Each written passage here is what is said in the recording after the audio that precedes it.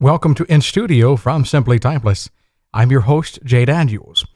Music was always a centerpiece in the life of vocalist and composer René Marie. Yet it wasn't until she was 42 years old that she embarked upon her professional music career. Last year I had the pleasure of speaking extensively with René about her career, but most importantly, I heard about her own life experiences, stories of heartbreak, loss, and despair. But thankfully, the story doesn't end there. Through it all, René was able to take those bits of hurt and brokenness and transform them into the beautiful tapestry of a renewed and transformed life. Before we begin the interview, I will tell you that René and I share quite a bit in common with our heritage. We both come from Virginia, and she still lives in Fredericksburg, just a short ways from my old stomping grounds in Louisa County. René's story begins just northwest of Fredericksburg, in the town of Warrenton, Virginia. We begin the conversation talking about Warrenton and the early years of growing up with her family there. Warrenton is a little town just southwest of D.C., about 40 miles southwest of D.C. Yeah, just a little town. And at the time I was living there, it was, mostly country. You didn't have to go far to get out into horse pasture. And that's one thing that Warrenton is known for, its horses and raising horses there. I lived in two houses there before me and my mom and another sibling moved to Roanoke. So we lived closer into town, and then we moved further out onto Metz Road into a bigger house. Thank goodness, because it was 7 kids and 2 adults. So kids. We moved from a 2-bedroom home to a 4-bedroom home with, all upstairs and running water, because before that we had an outhouse. I mean, we were, struggling. So I love to think about some of the musical influences that you had at this time. Oh my God. Was there much music being heard at home? Yeah, my dad, he was something else, He was an elegant man when he wasn't drinking, and very entertaining and educational, and just a really great father when he wasn't drinking. But he loved listening to music of all kinds. So he knew opera. He listened to classical musicians, Mitch Miller and his gang, Burl Ives, Odetta, Peter, Paul and Mary, Harry Belafonte. So all these mixtures of music were in the house always, and it wasn't unusual for him to take an opera and change the words to fit whatever it was we were happened to be doing at that moment. So if he wanted us to finish eating our dinner, he would make up some words to go with this opera. Of course, we didn't know it was an opera tune until we became adults and we heard the music and go, wait a minute, that song is the same song Dad used to sing. And so it was wonderful. And it was just a perfect little petri dish of all different types of music that really did inform and still informs the way I hear music when it comes to me. I feel it more sensitively than most people, I think, or than many people, because it doesn't take anything for a song to bring tears to my eyes, or for me to stop and hear the tune and go, wow, did you hear that harmony right there? Everybody else is, talking about whatever's going on, but I'm listening to the music and totally tuned in. Of course, when I'm around nothing but musicians, we're all like that. We're all saying, did you hear that? Yeah, I just heard that. Did you hear that? So, but with my family or friends outside of the music, it's kind of, a little different in terms of how I can communicate what's going on with me musically and emotionally. But my dad, the way he would burst into song, at any time, it helped show me that singing is not limited to a stage, and enjoyment of singing is not limited to having an audience. You don't have to have a stage or an audience to benefit completely from the joy of hearing the music and letting the music take you away. There's some vulnerability involved with it, and imagination and embracing of just the human spirit. I think the architectural part that responds to music. You came about at a very interesting time, especially in the history of Virginia, but really in the culture of this entire country. But I don't want to spend too much time here, but I think it is relevant to the discussion as far as how your surroundings impacted you. You know, my dad, you're just about 8 years older than my dad. He was born in 1963. You were born in 1955. And I remember my dad in Louisa County, which is about an hour south of where you grew up in Warrenton. I can remember his talking about elementary school, and even then, they were segregated in Louisa County. They were behind. With all of these cultural changes, not to mention your family changes and moving from Warrenton down to Roanoke, but surely, even as a child, you had to notice some of the things going on around you in the world. I tell you what I noticed. We were just talking about this the other day. You know, when you are a child, unlike children today, we were not tied into words like discrimination, protests, etc. We were living under Jim Crow laws, but adults didn't tend to talk about that stuff in front of us. They respected our tender sensibilities. But what I did notice was the way Black people, the energy from Black people would change when they came around white people. You could be with the strongest men in the Black community, and if a white person came into the room, there was this tension in the air, and then there was this, I won't say subservient, it wasn't that, but it was deference. It was this deference that they exhibited toward the white person, whether it was a man, a woman, old or young. I couldn't figure it out. And it's not something that a child knows how to put into words. You know, we just don't have the vocabulary for that. But we definitely took note of it. And our parents didn't really have to tell us that much about how to behave, because we took a lesson from their own actions and speech. And so it was quizzical and just confounding to see this change. And then when the white person would leave, then it didn't suddenly change back. It was a gradual, there was stuff left behind that the white person had left behind in the room, in the air. And well, that's just one of the repercussions of racism. Yeah. And I like to think of that as partly being something that helped to guide you, helped to form who you were, because even as a child, you notice these things, you learn from them, and you learn how to be a better person through that. And yet your music was there with you through the entirety of it all.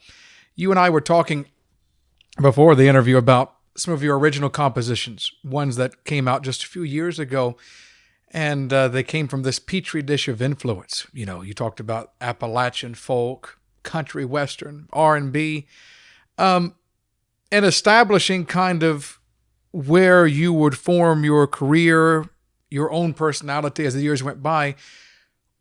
Regardless of the genre, what was it about certain kinds of music that connected most with you? What was it that you saw or you heard the most from the music that connected with you? Who knows? That's the mystery of music and the emotions, isn't it? I mean, I was watching a video the other day of a child, a baby, not even old enough to walk, but every time the parent played a particular song, the baby would start crying. Not out, just a sad crying. And I don't mean irritation.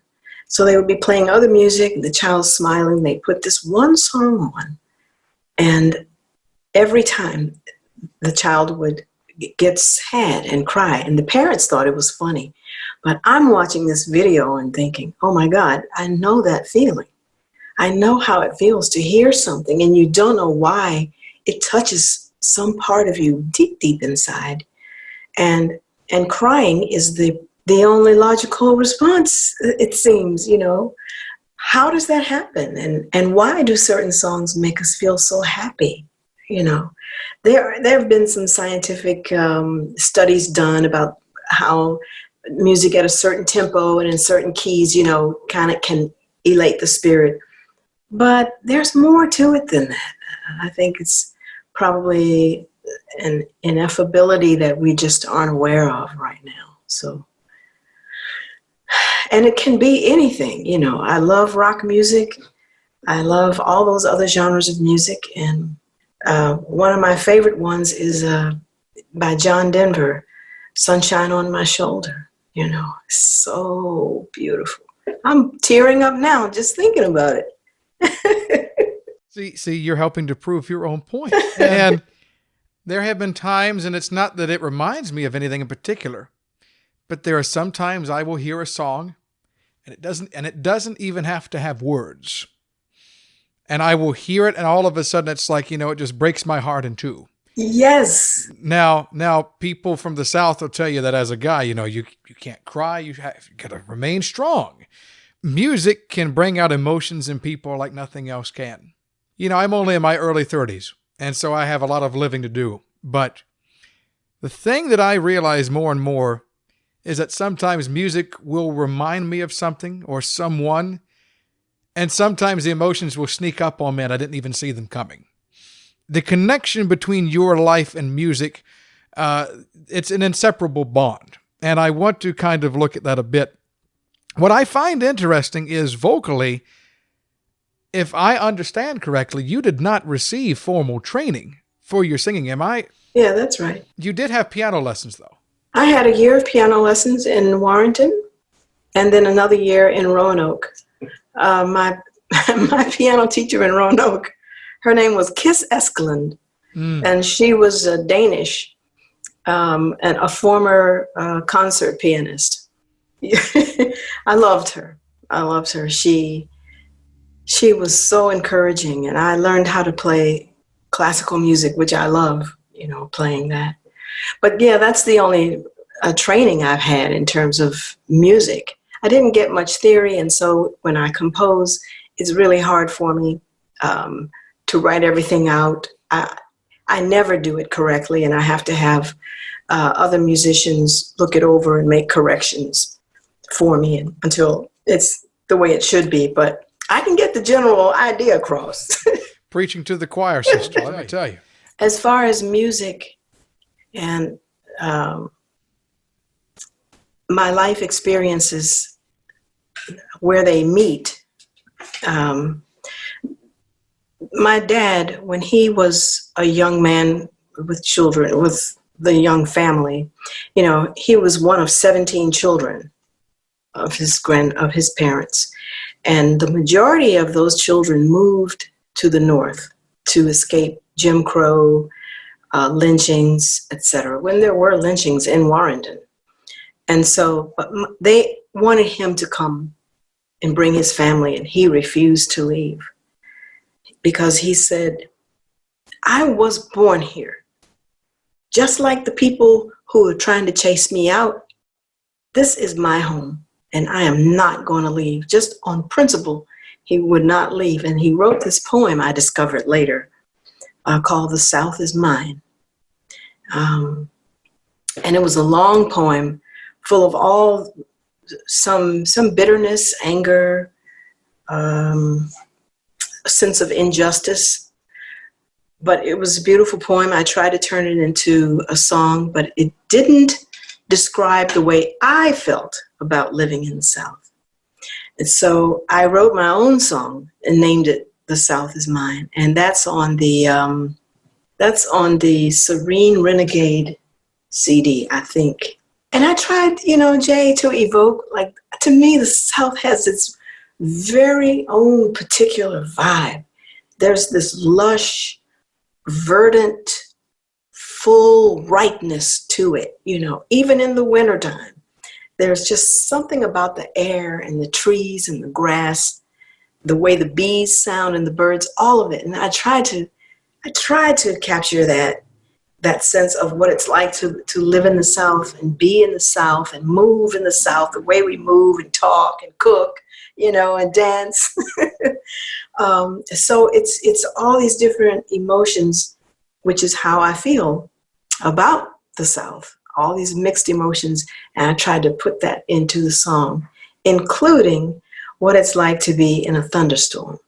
And do you remember being a kid and those thunderstorms rolling through? Well, Grandma would tell us, now you all sit down and be quiet. She'd turn all the lights out and we had to sit still, couldn't move around at all when there was a thunderstorm. Because noise attracts lightning, Well, she said, just sit still and pay attention to the Lord speaking to you. That was what she said. That's the Lord speaking to you. But you were talking about those Southern influences that you were trying to write and how that had influenced some of your early stuff. Yeah, and that's the thing I look for. Like the musicians that are in my group now, 3 of them are from the South. And that's because there's a certain vibe that Southern musicians have, I don't know what it is. I can't put my finger on it, but I know it when I hear it. Yeah, I remember when I was at Shenandoah for a couple of years, my voice teacher was a fellow named Michael Forrest. Michael Forrest was a black man from Charlotte County and down the Appomattox. He had sung with the Met as a tenor for 30 years. In fact, he had never heard opera until he got Shenandoah.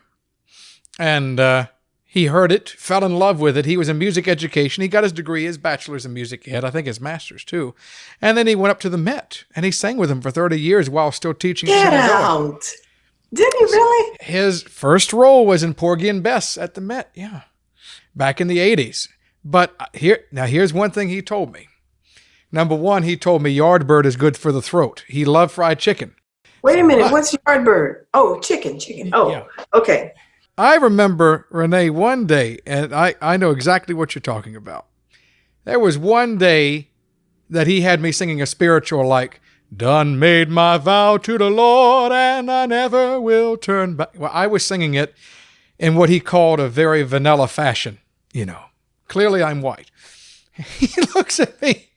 He says, baby, you got to sing that song and you got to put some fried chicken and mashed potatoes and he didn't have to say another word, not another word. And I sing it and he's like, you know what I'm talking about. Music, while it was very important, you did not immediately pursue it as a full-time career as a lot of folks do. No, I didn't, because I didn't ever think in terms of music as a business move, or a career move, because it was something I'd done all my life. Like I said, it was never in the Black community. Almost everybody could sing, so it wasn't even a thing. It was just, oh, she's singing. Nobody said, oh, she's got a great voice. He said, yeah, you get up here. It was like everybody sing. Everybody sing. Come on, everybody sing. It was that type of inclusiveness, not the exclusive, let's put this person up here on this stage, this pedestal. It was like, yes, baby, you going up there too. You can sing too. Make a joyful noise. That was the viewpoint of it. Right. And so I was in this R&B band when I was 15. That's where I met my first husband. And I was just doing that because it was fun, I wasn't thinking of a career. In my mind, I was going to be an attorney. And but instead, I ended up getting married at 18 and married the guy in the band. Actually, he was the pianist for the group. And then didn't really give singing a thought after that. I sang at home, and I continued to write these little songs and teach them to my sons. And we sang it. We'd go to people's houses. My husband played piano, and I would sing. And it was just a thing to do that would bring us joy. Never a thought about performance until until I was in my 40s, and my son put that idea in my head, you know. And this was after 20 years or so of marriage and basically living the family life. That's right. But again, we had music, and because my husband and I were musicians, our sons were musicians too. They both inherited that. So all four of us played instruments and sang. So I got plenty of joy from singing just in that capacity. Again, there was no yearning on my part to be up on the stage. You know what I mean? Although in some people's minds, I think in the minds of many, they think that's the driving force, is that you just want to be on the stage. In fact, my brother said that to me one time. He said, you just like being on the stage and performing. And I looked at him like, how could you think that? You sang with me when we were kids. You know that we just want to sing, you know. It wasn't anything like that. I said, no, I don't need applause. I don't need a stage. I don't need an audience. I am just as happy singing in my kitchen with my sons or my husband around me as I would be up on a stage. Sometimes happier, because there's no pressure and there's no expectation. There's nobody looking at you with their arms folded and saying, okay, impress me. And sometimes, Jay, those faces and that body language is in the audience. And it's funny, though, the further we go through your journey, you know, music was always a part. How can I keep from singing? Let's just go ahead and plug an album while we're at it on the Max Jazz label. How Can I Keep From Singing, from artist René Marie. No, I'm going to tell you, Jay. Yeah. Now, when I first started singing on Max Jazz, and when I started traveling outside of areas that people knew me, it's one thing to sing in front of an audience where people know you and you know you've got friends and relatives in the audience. It's a whole nother thing to be singing in front of all strangers who don't know who you are. And I was terrified in singing on those stages. And the very first time I did it was a showcase for the Max Jazz vocalists. It was me and Carla Cook and, what's her name? I can't remember. Tall, statuesque, beautiful woman. The two of them sang first, and then it was supposed to be me, you know, like a surprise of the new vocalist on the album. I was so scared by then.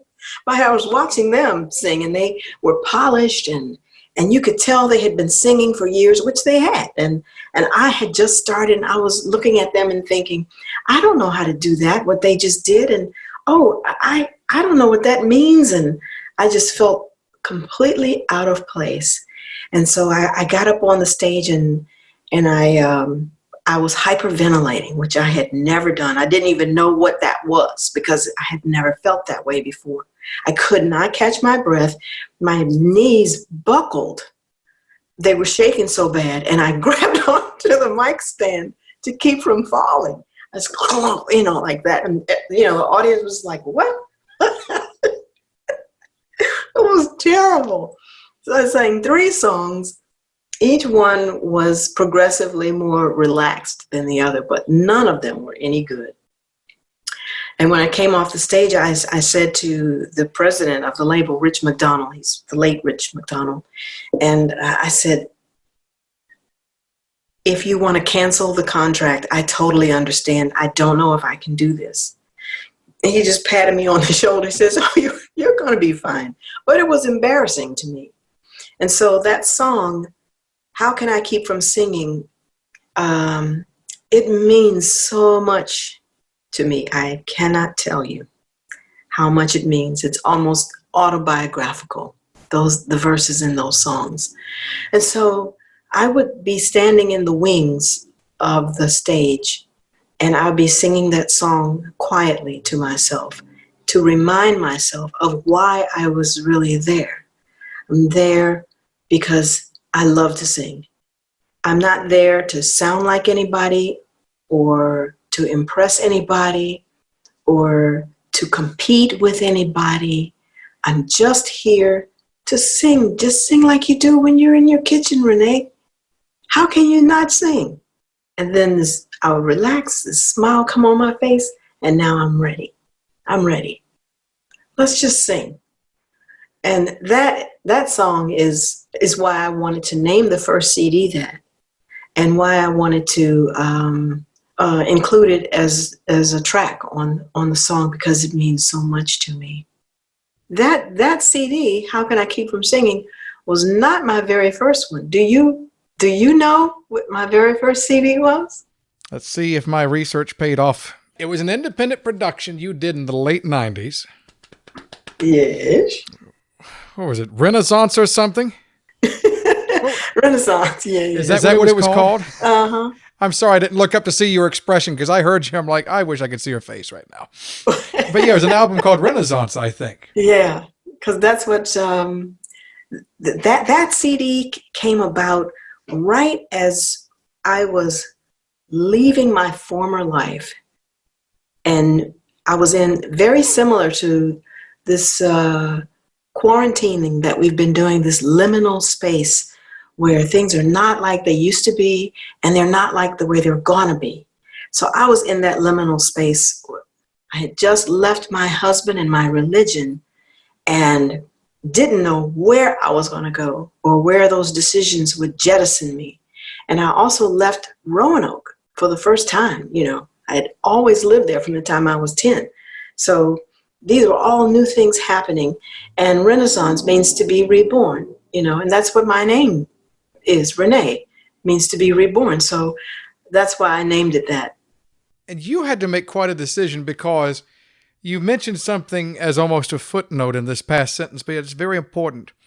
You had mentioned earlier that it was because of a conversation you had with your son that was a catalyst for moving you from that life of, I mean, I don't like using the term family life, again, because it makes it sound like I chose my career over my family. That's not what you did.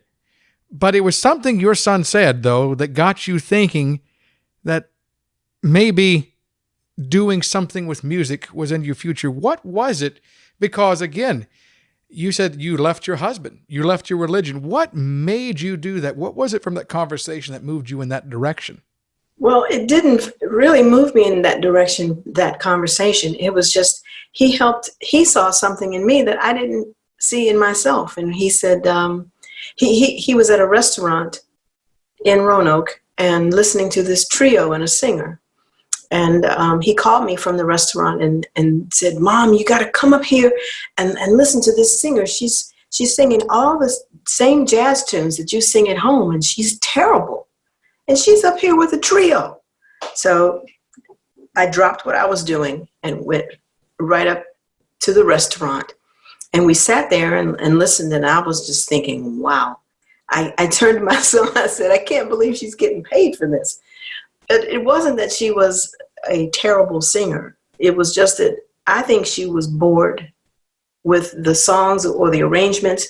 The musicians were definitely bored because there was a TV on over the bar and a game on, and they were watching the TV and playing at the same time. And I just thought, this is a travesty. How dare they, you know? and my son looked at me and he said, "Do it, Mom. You can do that. You're working at a bank and you could be doing that. You'd love to sing." And on, you know how, do you have kids? I have two 13-year-old sisters, so I've grown up a little bit with them, yes. They can be very persuasive, these young ones, with their parents. And he was 20 years old and I was 40, what was I? 40, no, yeah, 40 years old. And he convinced me by the time we got home, we had a family meeting about it. And my husband says, he says, "Well, yeah, that'd be a nice little hobby for you." And that was how I approached it. Like, oh, that would be fun to get started singing again. I haven't done that in a long time. So we had a friend who had his own quintet. And he was in the same congregation we were. So I just called him and said, "Hey, can I play with y'all sometimes?" And he says, "Sure, we have a jam session every Wednesday night at the Ramada Inn. Come on down. He said, we can't pay you anything, but we make tips, and we'll split the tips 6 ways instead of 5, which I thought was very kind of him. So that's how I got started. And within a year's time, by the end of the year, I had my own trio and my own charts, and was trying to get some gigs just to sing part-time around the city, around Roanoke. I didn't have any aspirations for being on a label or anything like that, or even recording a CD. I just wanted to sing. So what happened after that? From what I gather, your spouse's tune changed as far as how he thought about the music. Yeah. Yeah, his tune changed. That's a very nice way of putting it, Jay. Try to keep it light for the family, I don't know, if I should ascribe any meaning to it. That's really left up to him to say what happened. But I think he felt threatened with the fact that I was going out in the evenings and singing, and everybody in the band was male. After the gigs, people would come up and talk, men and women. But I think that the aspect of that threatened him, even though he was welcome to come on any of those gigs. But the majority of the time that he would come, he'd just kind of sit there with his arms folded, just staring at me, or glaring at me, I should say, which was extremely unnerving. And so he ended up telling me to quit. And I had promised him when I first started that if he ever wanted me to quit, I was this subservient, demure, obedient wife. Anytime you tell me that you want me to quit, I will quit. And so when he said it, how could I, how could I argue? I had said I would do it. So, I did it. But, I hated not singing. I hated it. I was just dying inside because singing with other musicians, God did a lot of playing and singing at home alone. And when we would go to somebody's house, I would just sing alone, a cappella something. Or if somebody had a guitar, I would sing with that. But singing with the band, and with specifically jazz, where you can improvise on the melody, the tempo, the feel. It can be swing, it could be Latin, it could be the blues. There's so many ways to present it. That was a whole new way of communication for me. And I had forgotten how much I needed to communicate like that.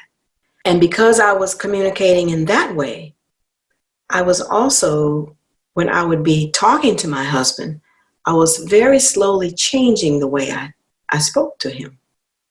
And I was more freely expressing myself without fear, because that's what was ruling my communication with my husband all those years, was fear of him of him accusing me of not being a good wife or a Christian wife. So when he told me to stop, I was like, oh man, what am I going to do? But I stopped. And then after 3 months, I begged him, just please let me sing. Would you please let me sing? I'll do anything you ask. And so he made a list of things he wanted me to do. And I was able to do all of that, as we say. I was able to check all those boxes, because how can I keep from singing? So then several months went by, and we got to the point, me and my group got to the point where we decided to record a CD. And he forbade me to do that. The day before we were to do the recording, he came into the room where I would sit. I was working on my charts, making sure everything was right for the next day. And he came in there and said, I want you to call all the musicians that are supposed to play with you tomorrow and cancel the engagement at the studio. I want you to call the studio and cancel the recording. And I want you to stop singing. And if you decide to go to the studio anyway, don't come back home. If you want to keep living here, you will not go to that studio. And if you do come back home after going to the studio, you're going to have hell to pay. And so I was stunned by that, because I don't remember a build up to this happening. It just seemed to just all of a sudden. So I sat there and I said, well, there is a third option. And the third option is I go to the studio and then I come back home, because my name is on the deed to this house just like yours is. And that was when he said, well, if you do come back, you're going to have hell to pay. And I asked him, are you threatening me? And he says, no, I'm not threatening you. I'm promising you. Just try it and see what happens. So my mom had been through this, not because of singing, but she had been through abuse, both verbal and physical. And I had told my husband when we got married, I said, you can do anything, you can cheat on me, et cetera, but if you ever lay your hands on me, it will be the first and last time, because it's not going to happen again. So when he said that and said, no, it's not a threat, it's a promise, I just thought, it sounds like you're giving me an ultimatum. So I closed my book and I got up and went into, got the suitcase out of our bedroom closet, and started packing my clothes. And he's like, what are you doing?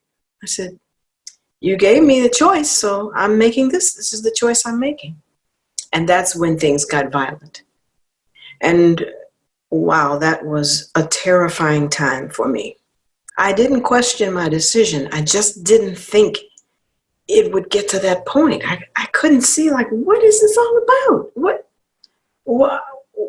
Why this response to something that seemed so harmless? I couldn't. Anyway, I panicked and screamed, and when it was over, I asked him, we were both on the floor, breathing heavily and just exhausted, and I asked him, are you finished? And he says, yeah, I'm finished. And so I got up and didn't even go upstairs to get my clothes, nothing. I just picked up my music, which had been right by the door, because I knew I was going to the studio the next day. So everything had been packed, ready to go. Thank God I had the presence of mind to have all of my music and stuff ready. That's really all I cared about. Clothes can be replaced, but I knew it would take a long time to replace my arrangements, songs, etc.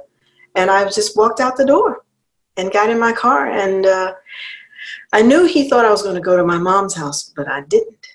So I went somewhere where I'd called my mom and told her, my husband's going to call you and he's going to ask where I am. But I'm not going to tell you where I am, because I want you to honestly be able to say, I don't know. And I did that. I called my brother, who was also in the same religion. And I told him the same thing. I said, he's going to call you, but I'm okay. I'm safe. Just tell him you don't know where I am. We went to the studio, though, on that first day. And, you can't really talk to your musicians about that. You have to just, it's time to do the thing, right? You got to go on and just move forward. But, as bad as it sounds, Jay, and as bad as it felt, I am grateful to my ex-husband for giving me that ultimatum, because nothing clarifies the way an ultimatum can clarify. You have to choose, and choose now. And then it becomes really clear. And so you have alluded to it. It's not so much that I chose music over my family, but what I saw the ultimatum was, I can either live here with a person who thinks it's okay to threaten his wife and issue ultimatums, or I can move out. That was what I saw, not about the music. The music was the issue. He made the music the issue, but in my mind, even if he had said, you go down and cook my dinner right now or you get out, who wants to live with that? Not I. So that's the way I see it. It really did help me take a stand for myself and for my self-esteem and my own personal self-respect and self-love. You know, the Bible says, love your neighbor as yourself. Well, if you don't love yourself, I feel sorry for your neighbor, you know. Have you spoken with him since? Oh, yeah. Yeah, we talk, you know, we've communicated about our sons and, well, let's see, we were divorced in 99, so it's been 21 years, right? Is that 21? Yes, it is. Yes, right, 20. Yeah, so, you know, I will call him sometimes just to see, like during the first few weeks of the